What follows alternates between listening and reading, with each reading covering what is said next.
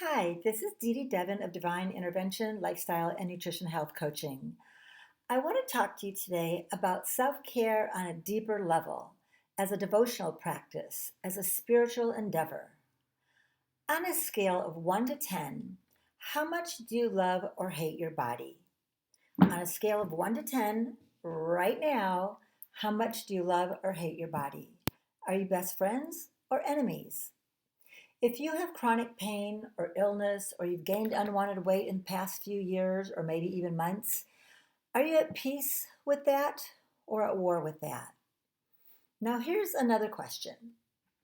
If you're at war with your body, and you know you're at war with your body, meaning you're choosing self destructive behaviors while you know that those self destructive behaviors like binge eating, not sleeping, not drinking enough water, not drinking enough, not giving yourself loving touch, not showering, not wearing nice clothes that feel good on your body. So, if you're choosing those kinds of self destructive behaviors and you're attacking yourself for it, you are at war. And when you're at war with your body, who wins? When you're at war with yourself, who wins? Interesting question to ponder, isn't it? You can't attack or punish yourself into having the body you want. I slip into those old familiar habits where I just almost turn my back on myself and eat behind my own back. Um, Foods that feel comforting in the moment, but then feel really crappy afterwards. Every once in a blue moon, I slip into those old habits, and a small part of me whispers, you know what? You could just let it all go. Veg out forever, and what if you just didn't care and you just let it all go? Get fat, not care, and you can eat whatever you want.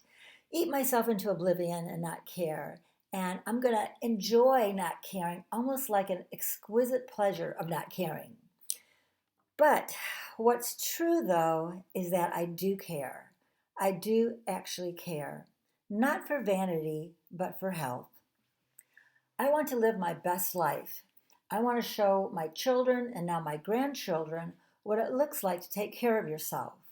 I want to experience the joy of having a body, because having a body is a great privilege and you only get one. So take good care of her, right? And let's just say that all of us fall off track. I'm a health coach and I train health coaching clients by profession, and I still fall off track. I don't fall as far as I once did. I catch myself, but here's the thing, there's nothing wrong with falling off track. It happens. But at some point, you need to say, enough is enough. Like, okay, okay, I went off on that track for a while, the I don't care track, and okay, enough. Even though it will be uncomfortable to move after a period of stagnation, it will definitely feel better afterwards. Have you ever heard someone say, I really regret moving my body today? I really regret taking care of myself today. So it's a reclamation. And the reclamation, try this on with me, is I forgive myself and I'm ready for this to be different. I forgive myself and I'm ready for this to be different. It's a reclamation and a declaration. So instead of being at war, we become our own best friend. And I'm on my side. Now, doesn't that feel better than being at war with yourself? Like, you ugly turd, you cellulite covered turd, you stupid loser, you're pathetic. Look at you, out of control. Look at your compulsions. What if we could do the opposite instead? I'm on my side. I'm on my side. I forgive myself and embrace every challenge that we can face with food or body as an opportunity for growth and transformation. In other words, our challenges are here to teach us. Breathe that one in. Our challenges are here to teach us.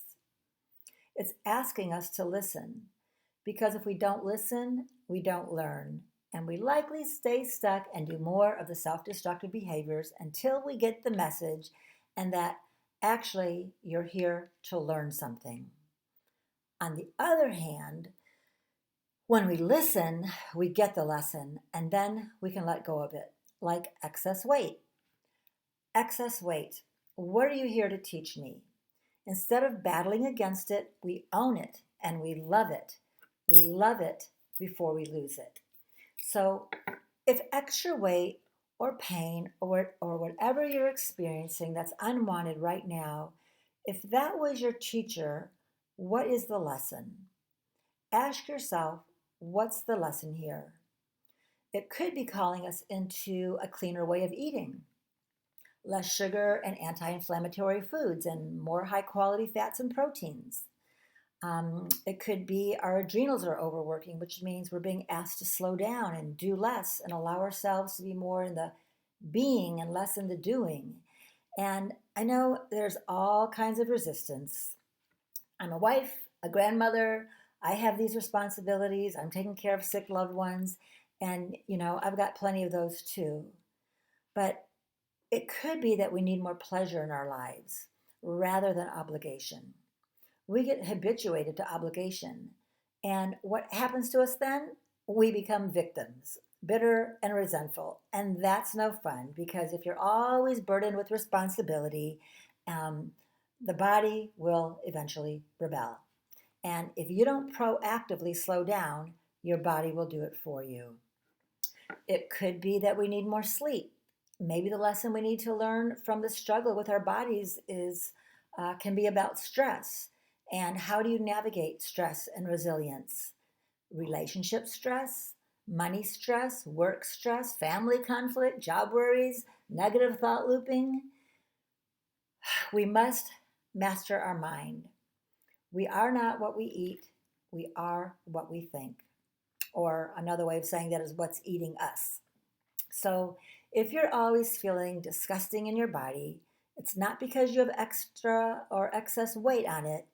It's because you're seeing yourself with fat eyes and you make negative meaning out of that. That's bullying. And that hypercriticism doesn't let the love in. The lessons we need to learn could also be about denied emotions, locked in anger, locked in grief, lack of forgiveness, locked in guilt, apathy, betrayal, abandonment, protection. What are you wanting protection from? It takes so much energy, right? When we're denying certain emotions, when we're protecting ourselves, when we're trying to protect everyone else by hiding our truth, that enterprise takes a lot of energy and it's very stressful. So, how do we break that cycle? How do we break that vicious cycle? You've got to get off the soapbox of reasons to hate yourself. Your body, your insidious self loathing, you've got to get off of it and you have to love it before you lose it. Most people think that excess body weight or pain is the enemy. It's not, it's your teacher. It's your teacher. Every time we berate ourselves because we don't have the bodies we want, the brain perceives attack. And here's a little science for you. Anytime the brain perceives attack, whether real or imagined, what happens to the body is it goes into a physiological stress response. And one of the hallmarks of the stress response is decreased metabolism, that metabolic power, that fire that actually burns calories, burns fat. It decreases assimilation. And here's the big snag: increases insulin and cortisol. So, guess what that's doing? It signals the body to store more fat for safety, right? To actually hold onto it and not build muscle, and it causes shortness of breath. And when we're in that chronic stress state, so stress, negative thinking, it creates a chemical cascade in the body that literally catalyzes the opposite of what we want, which is more freedom and limberness and spaciousness and joy, ecstatic creativity. Yes. So, step one is to really love exactly what is. So, what are you negating right now that you can welcome in? Are you pushing it away, trying to cut it out, negate it, amputate it, conquer it. Instead, how about we pull it in like a kid waiting in line for a hug? Just pull it in, all that muffin top, just pull it right in. Second is to declare your reclamation. I forgive myself and I'm ready for this to be different. And three is to prioritize self-care like your life depends on it. What's it like for you right now in this moment when you open to embracing exquisite self-care as your number one priority? Do it with me right now. You have to access it in order to answer this question.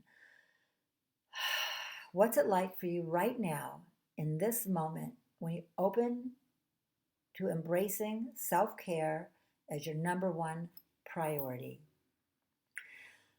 That's not meant to stimulate resistance. I'm not suggesting perfection.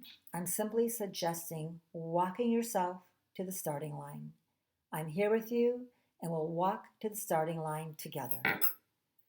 What is the one thing that you can do today to move in the direction of exquisite self-care? Maybe it's taking a shower. Let it be easy. It's not like a 3-hour, long workout or something. It's something easy. Yeah, we got to make health a priority. So what's it like when you allow yourself to love yourself where you are right now in this moment? Self-care is not selfish. That's actually the most unselfish thing you can do because everyone gets a better version of you when you take care of yourself. And self-care is the key to unlocking your creative potential. If you've been wanting to feel motivated in your business, in your blogging, in your painting, or whatever allows you to feel expression, self-care comes first. I'm going to end here, but I just want you to be with that question. So go ahead and leave me a comment in the chat. Let me know what inspired you in this video. Tag someone who needs this message right now, and let's just all take better care of ourselves. Imagine what gets to happen in this world, in our collective, when we say, I'm on my side in the healthiest way possible. Namaste, my friend.